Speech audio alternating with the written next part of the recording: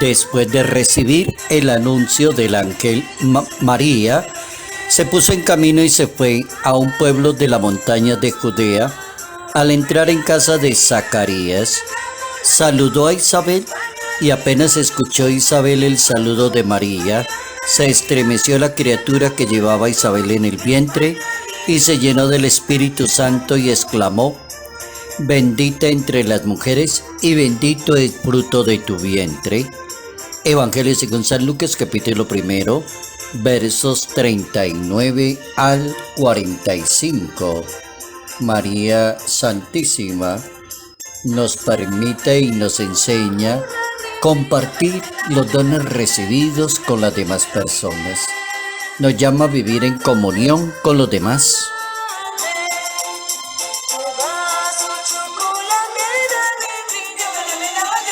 Notas amables a la palabra de Dios, martes 21 de diciembre, año 2021.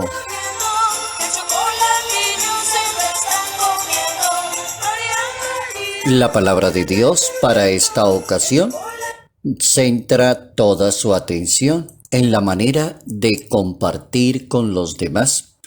Cómo la Santa Biblia enseña a vivir una religión, a vivir una fe, a vivir acontecimientos compartiendo con las demás personas.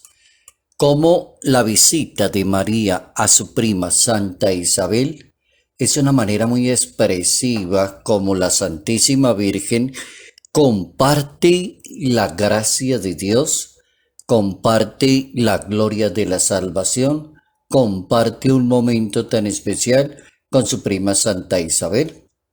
El Papa emérito Benedicto XVI, en una homilía un 11 de febrero del año 2010, decía el Santo Padre en aquella ocasión: nos muestra cómo la Virgen, después de la Anunciación, no retuvo el don que Dios le regaló, sino que se fue y lo compartió para ayudar a su prima Santa Isabel, que ya llevaba 6 meses gestando a Juan el Bautista.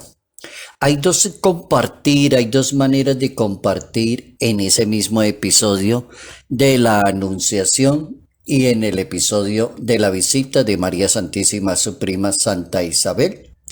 Lo primero que se comparte es la relación entre ellas dos, la familiaridad, el gozo, la esperanza, la dicha, el sentido religioso. Y lo segundo que se comparte también es el encuentro entre Juan el Bautista, que se está gestando, y Jesús de Nazaret. Es decir, dos realidades también de dos personajes en las dos mujeres. Aprendemos entonces el arte de vivir la fe de cada uno de nosotros y de vivirla en comunión con las demás personas. Es algo así como lo que pide el Papa Francisco con la sinodalidad que se está dando ya en la Iglesia Católica, y el Papa pide que aprendamos a pensar con esa palabra sinodalidad: compartir, comunión, participación, estar con los demás, escuchar a los demás, tener en cuenta a los demás.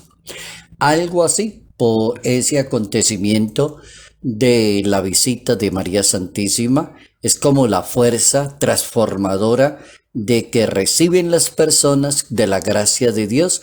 María la comunica a Isabel, la recibe y la transforma. Es decir, Dios realiza obras grandes y maravillosas en las personas cuando reciben su gracia y van y se la comunican a los demás. Así quiere Dios como una iglesia católica en sinodalidad, una iglesia que practique la comunión, un tema que no es nuevo en la Iglesia Católica, un tema que viene desde los orígenes del Evangelio, cómo comenzó la vida apostólica precisamente en comunión, y cómo desde ahí hasta hoy la Iglesia siempre ha insistido en esa palabra comunión. Y el Catecismo de la Iglesia Católica hace un planteamiento perfecto de qué significa vivir en comunión con las demás personas, teniendo como base y como fundamento la comunidad que se convierte en el modelo de los discípulos del Señor, de todas aquellas personas que creemos en Dios y pertenecemos a esa misma iglesia. La comunidad cristiana, dice el Papa Francisco, nace de la efusión del Espíritu Santo y crece cuando comparte con los demás. Hay una frase de esas que el Papa siempre acostumbra, que a la gente le parece un poquito fuerte, pero es verdad. El Papa Francisco enseña que la comunión se logra venciendo la hipocresía con el amor, es decir, se vive en comunión con los demás, teniendo en cuenta la base y el fundamento apostólico, que es como empezó la Iglesia. Entonces el catecismo habla de una buena cantidad de comuniones para tenerlas en cuenta. Por ejemplo, la comunión en la fe, la manera como se comparte la fe con las demás personas. Se comparte lo que cree cada persona y lo comparte con otra. Lo comparte en la oración, lo comparte en reuniones, lo comparte en grupos, lo comparte en movimientos.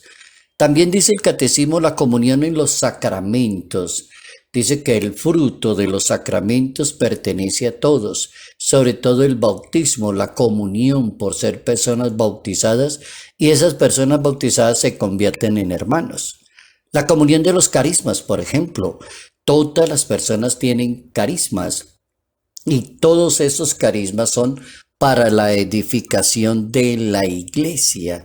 ¿Y cómo sería una iglesia mucho más fecunda, más apostólica, mucho más misionera, si todos tuviéramos el hecho de compartir los carismas que tenemos con los demás? No juzgar a los demás, sino compartir el carisma con los demás.